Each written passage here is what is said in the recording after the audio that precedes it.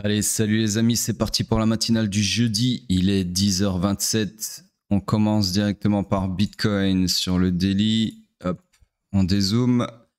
Donc, structure swing toujours haussière. Structure interne toujours haussière. Order flow toujours haussier également.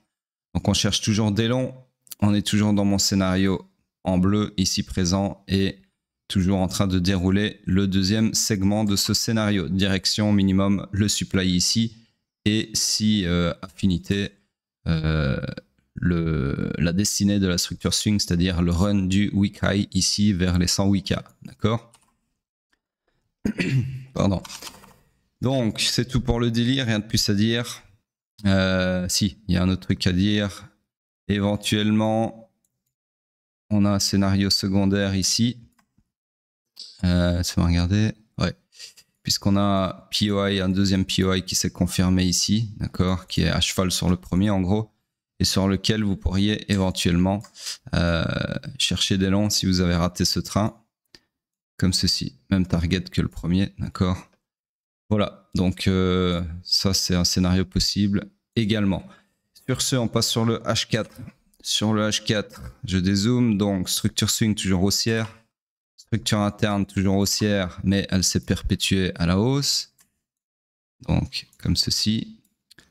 La structure swing s'est également agrandie comme ceci. L'order flow est toujours haussier. Donc là, on est toujours comme sur le daily dans une structure, structure fully aligned à la hausse. On cherche des longs et uniquement des longs. Alors, mon scénario ici s'est réalisé dans le sens où on a atteint sa target, mais malheureusement, il n'y a pas eu de retracement sur cette demande imbriquée dans la demande daily. Donc, c'est pas grave.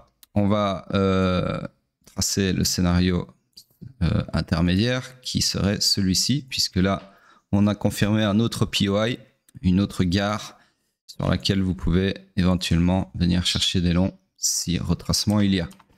La target, bah, ce sera la même, hein, ce sera enfin un nouveau high. Je peux pas vous mettre une autre target pour le moment. Donc voilà, c'est un scénario comme un autre. C'est moi juste regarder. Ouais, éventuellement, il y a plein d'autres targets. Hein. Vous avez un haut significatif ici, vous avez encore un autre ici, et vous avez bien évidemment une supply ici qui est imbriquée dans la supply daily. Donc tout ça, c'est des targets valides. Mais en fait, ce que je vais faire, c'est que je vais quand même mettre une target plus haut, sinon ça n'a pas vraiment de sens de tracer ce scénario. Donc là, laissez-moi juste récupérer mon POI, l'agrandir, le monter là. Hop, allez zoomer ici pour les monter correctement ici. Hop. Et puis le tirer ici. Alors, c'est moi juste faire preuve de précision en alignant ces deux POI. Voilà. Enfin, cette supply et cette demande. Sur ce, ah oui, bah, du coup, la flèche, elle va pas dedans, donc un truc comme ça. Attendez.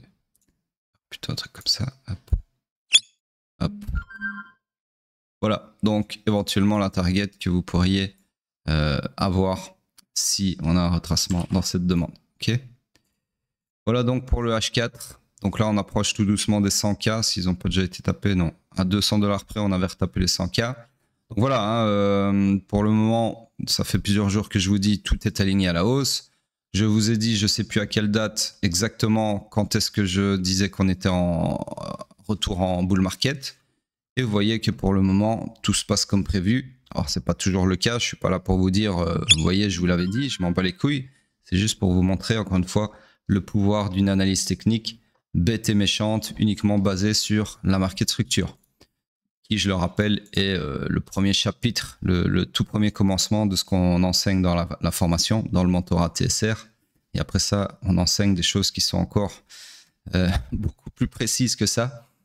Bref, les élèves savent. Sur ce, on passe sur le M15.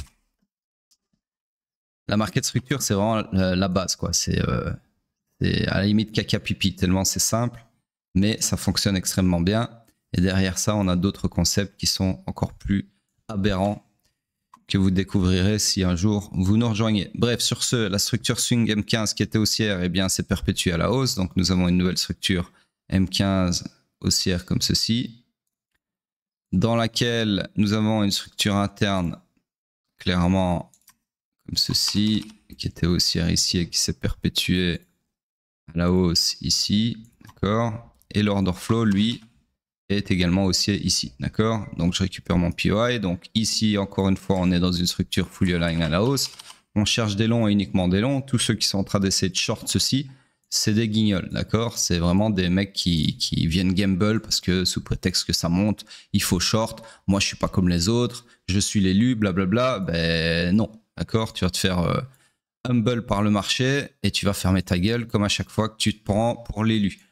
Sur ce, ici, un scénario là tout de suite maintenant que je pourrais vous dire d'exploiter, c'est simplement des longs sur cette demande. Ok, voilà. Donc là, il n'y a absolument aucun signe de faiblesse, aucune opportunité pour chercher des shorts, puisque tout est aligné à la hausse. Tous les voyants sur les 3 time frames qui constituent mon entonnoir de trade sont tous à la hausse, d'accord. Donc il n'y a aucune raison, à part celle de vouloir perdre de l'argent, de chercher des shorts, d'accord. Les mecs qui sont en mode ouais mais on approche des 100K, faut short, machin, vous êtes juste des noobs. Je suis fatigué de crier, je suis fatigué de m'énerver sur ces gens-là, donc je vais rester calme. Je vous dis juste, vous êtes des noobs, d'accord. C'est tout, il n'y a pas d'autre mot, vous êtes simplement des amateurs qui pensent savoir ce qu'il faut faire, mais qui ne comprennent rien du tout à la mécanique ultra simple des marchés. Donc en gros, la question que vous avez tous sûrement en tête suite à ces propos, c'est quand est-ce qu'on devra short? Bah, c'est simple, le premier signe, je dis bien le tout premier signe dans mon entonnoir de trade constitué de 3 time frames, qui me dira peut-être que maintenant, ça serait bien de commencer à regarder potentiellement pour des shorts, c'est quand l'order flow M15, qui est toujours haussier, passera baissier. Tant que j'ai pas ça, pourquoi chercher des shorts, d'accord? C'est comme sur une autoroute. Tant que l'autoroute, elle va tout droit. Est-ce que vous avez un moment dans votre voiture envie de tourner à gauche ou à droite comme un gogol? Juste parce que vous avez envie, en vous disant ouais, ça fait quand même 100 km que l'autoroute, elle va tout droit. Je pense que là, il est temps de tourner. Je vais me prendre une balustrade, je vais me prendre un mur parce que je suis un gogol. J'ai juste envie de faire l'élu. Non, vous vous êtes jamais dit ça. Et si vous l'êtes dit une fois, bah, vous êtes sûrement plus de ce monde. D'accord? Donc, pourquoi est-ce que vous faites ça sur les marchés? Quand le marché vous montre à tout droit, ou à tout droit en haut ou à tout droit en bas, pourquoi est-ce que vous voulez faire demi-tour? C'est quoi le projet? Je comprends pas. Bref, arrêtez d'être stupide, borné et de vous croire plus intelligent que la masse. Si la masse long, eh ben, on emboîte le pas. Ça revient à l'analogie que j'ai faite avec le surf l'autre jour, dans une matinale. Il vous viendrait jamais à l'idée de surfer des vagues dans le sens opposé de leur direction, d'accord? Donc les gens qui s'obstinent à faire l'inverse des foules parce que ouais, moi je suis pas une brebis, machin, ben, en fait vous vous opposez à un courant qui est bien plus puissant que vous. Donc encore une fois, vous faites ce que j'appelle le saumon, d'accord? Donc arrêtez de faire les saumons, arrêtez de faire l'élu, c'est pas comme ça qu'on trade.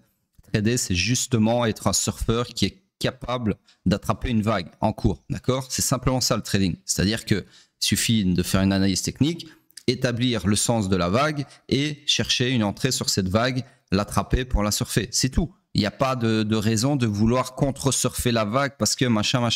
Ça, c'est des fantasmes, d'accord? Des fantasmes de noob qui croient que les marchés, il faut aller contre l'opinion de la masse, machin, blablabla. C'est pas du tout comme ça que ça fonctionne, d'accord? Bref, sur ce, on passe sur pétrole. On est quel jour? Ouais, jeudi, pétrole.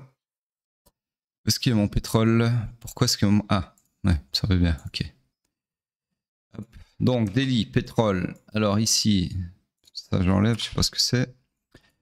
J'attends mon choc, ouais, ok. Toujours fully aligned à la baisse, donc ici aussi on cherche des shorts et uniquement des shorts, d'accord. Vous voyez qu'au final, le scénario, franchement, je m'y attendais pas trop parce que ce supply ici était un peu fébrile à mon goût. Mais au final, vous voyez qu'il a très bien fait réagir le prix puisque on est venu taper dessus et on s'est fait rejeter, d'accord. Donc là, on est dans ce scénario-là, clairement. Les deux autres sont toujours valides, comme j'ai expliqué hier. Et donc, on attend éventuellement que la target de ce scénario soit atteinte. Ok. Bref, toujours des shorts, uniquement des shorts et rien que des shorts. Sur ce, on passe sur le H4. Sur le H4, nous avons une structure swing haussière, structure interne toujours baissière. Alors ici, très intéressant, on a sweepé, alors je vais vous zoomer ça parce que là, ça c'est du caviar analytique. On a sweepé le strong high de la structure interne, d'accord? Oups, mauvais template. Merde, putain, décidément. Voilà. Et on a eu un choc baissier dans la foulée. Donc un retournement de l'order flow à la baisse dans la foulée.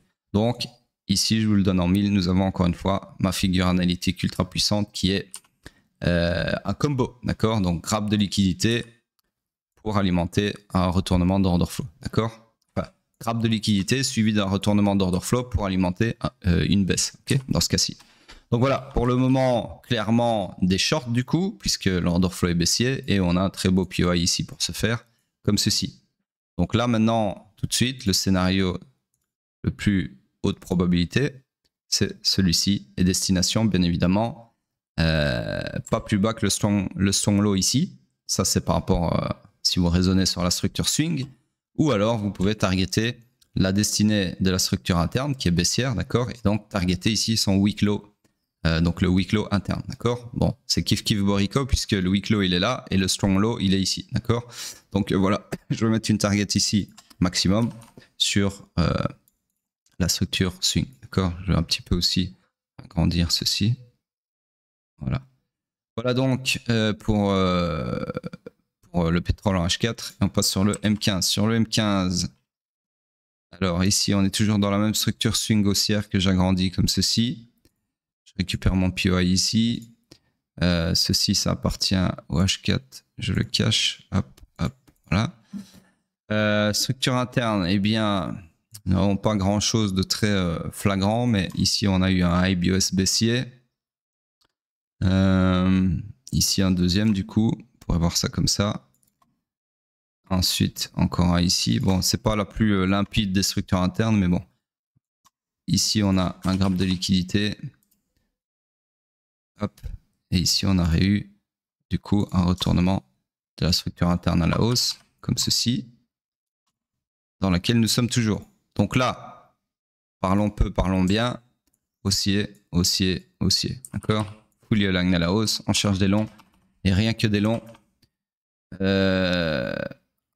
Donc ici, on a un POI pour chercher des longs, mais malheureusement, ce POI nécessitant un retournement de l'order flow pour y faire une mitigation, je n'ai plus de scénario à haute probabilité, d'accord?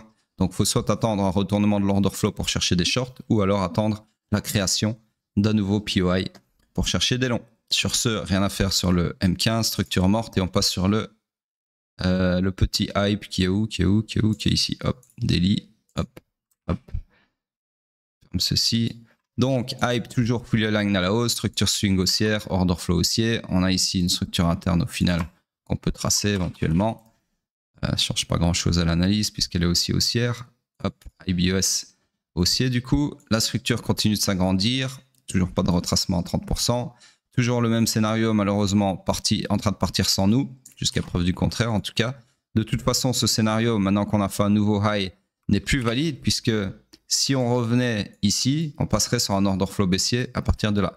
Donc du coup, on ne chercherait plus des longs, mais bien des shorts. D'accord? Donc pour le moment, structure morte sur le daily. Rien à faire si vous n'êtes pas déjà dans le train. Sur ce, on passe sur le H4. Et si vous n'êtes pas dans le train, vous faites comme dans la vraie vie, vous attendez le suivant. D'accord? Vous ne courez pas derrière le train qui est parti comme un gogol sur les rails. Sur ce, ici, je ne sais pas pourquoi ça a bougé. Hop. Structure swing qui était baissière.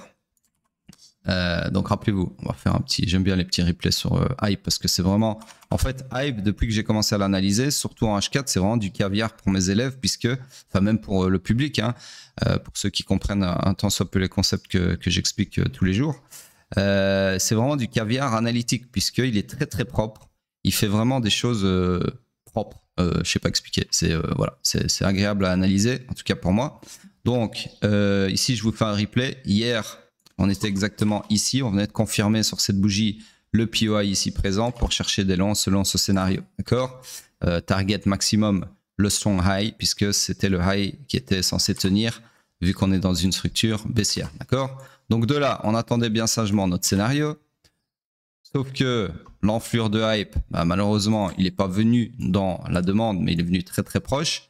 Donc du coup, personnellement, je l'ai pas pris, hein, je l'ai raté. Donc en gros, scénario se réalise mais sans la mitigation ici. Et au final,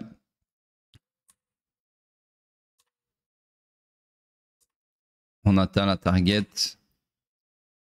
tant bien que mal. Voilà. En gros, il n'y a pas longtemps, il y a quelques heures, on a atteint la target, d'accord? Donc là, on est sur le présent. Donc, en plus d'atteindre la target, bah, on a clôturé un corps de bougie au-dessus du strong high ici qui était censé tenir, d'accord? Donc du coup, qu'est-ce qui s'est passé? La structure qui était baissière s'est retournée à la hausse, d'accord? Et nous sommes donc dans une nouvelle structure haussière comme ceci. Ok? Je vais pas agrandir. Le scénario, bien évidemment, est accompli, tant pour moi. L'order flow est toujours haussier. Donc ici, on est dans une structure fully aligned à la hausse, comme sur le daily. Donc on cherche des longs et uniquement des longs. Le POI le plus proche du price action, qui n'est pas encore confirmé, mais qui va probablement l'être, c'est celui-ci. Donc je pourrais vous tracer éventuellement dans 3 heures un scénario comme ça que je posterai sur Twitter. Alors target, la grosse question, ben, on regarde ce qui est à gauche. Alors ici, vous avez des supplies, hein, d'accord? Mais vous avez aussi un supply tout en haut. Donc, on peut mettre la même target éventuellement que le daily, qui serait le supply ici imbriqué dans le supply daily, d'accord? Mais bon, comme je viens de vous le dire maintenant, tout ça là, je ne peux pas vous le tracer.